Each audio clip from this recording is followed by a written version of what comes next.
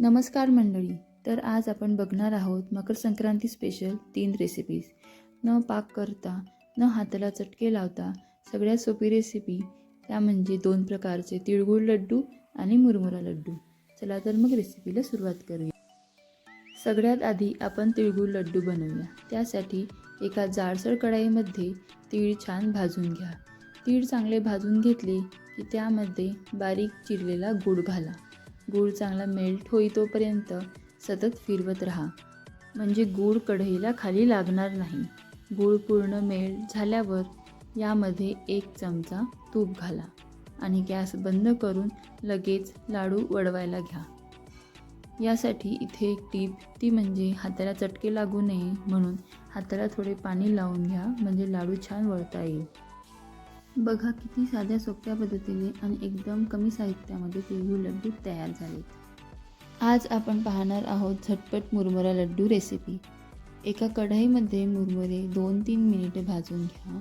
नंतर मुरमुरे एका ताटामध्ये काढून त्याच कढईमध्ये गूळ मंद आचेवर वितळून घ्या.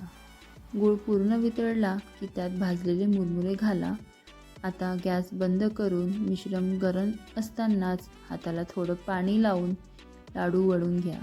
पहा किती सुंदर आणि परफेक्ट लाडू तयार झालेत.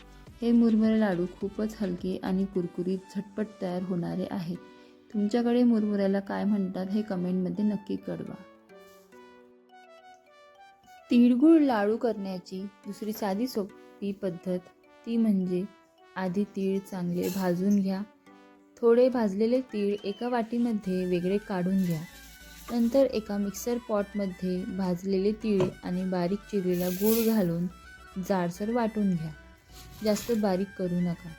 नंतर हे तिळगुळ एका भांड्यामध्ये काढून त्यामध्ये भाजलेला तीळ आणि बारीक चिरंजी दाणा घाला.